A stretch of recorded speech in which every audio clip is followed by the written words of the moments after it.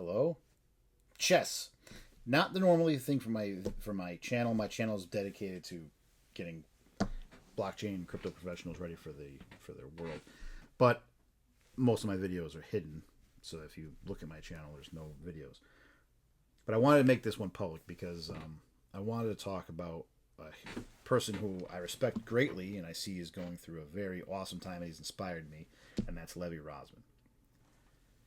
Here's a guy who's an international master in chess and came out of retirement and publicly put himself out there saying he's on the road to Grandmaster, which is a tremendous feat. There's only 2,000 so Grandmasters in the whole world of chess, which is pretty amazing, especially because he's doing it at his age, and they say that at the age that he's at, your neuroplasticity is a little bit lower than it used to be when you were younger, and they all say that that's a hill that's hard to climb.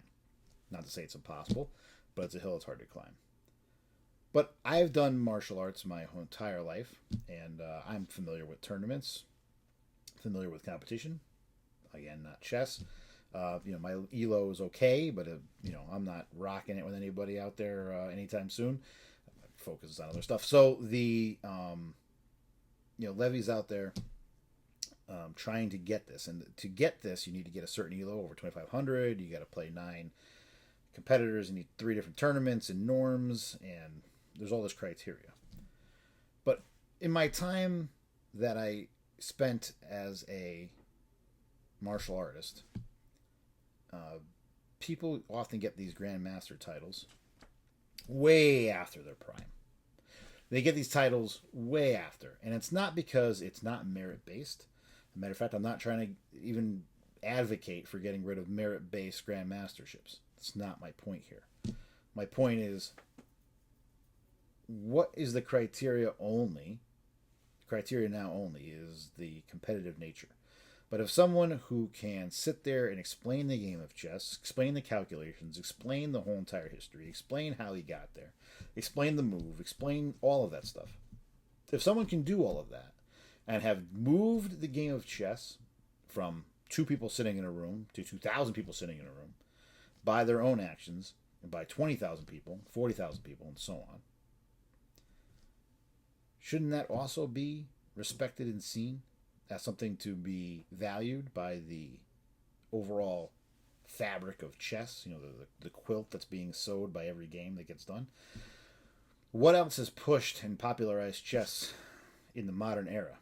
Searching for Bobby Fischer, when Deep Blue played Kasparov when I was a kid. COVID, when we were all stuck inside. What else has done this? Who else has the biggest following on YouTube for chess out there? Who has a learning platform for people to learn chess from? Who else has dedicated and motivated people to be able to watch and play chess online or in person over the board more in the modern 5 years than Levy? So my post here today, my video here today, is to try to get people to have a conversation, just a bigger conversation. I'm not advocating to get rid of meritocracy. I believe you need to earn the title of Grandmaster, and it should not just be handed to you on a silver platter. What I am saying is there needs to be other criteria taken into account for someone who is in the position of Levy.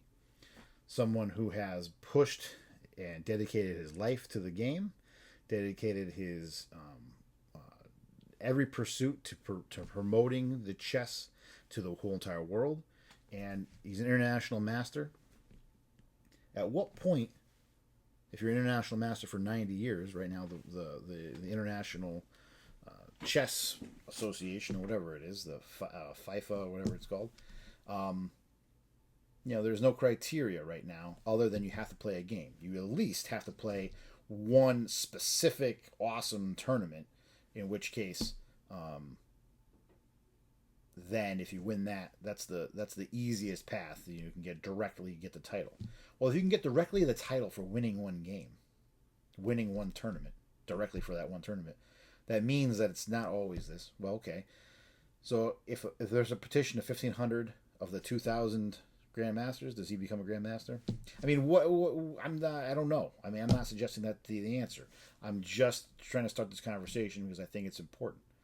I think it's important for a lot of different reasons. Things need to evolve.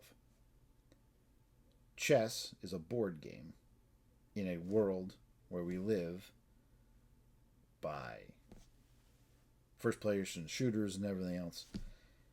And I don't want to lose chess. I don't want to lose Go. I don't want to lose these games of strategy that I can hand down to my children, and my children hopefully can play with their children, and they can go, I remember that time I played with my dad. I remember that time I played with my dad when I was a kid. And those are the things that, I want to see those things continue. The same game, uninterrupted by some ridiculousness of technology. So, how do we reward Levy in the spirit of moving chess to the greater audience of the world? Can we learn something from other disciplines like martial arts? Can we learn something from other disciplines where people are way past their prime and still get respected through recognition and title? That's the question we're having here. So, sorry, it's a little off topic, off brand for my my channel. I probably will do another one on watches, probably sooner or later.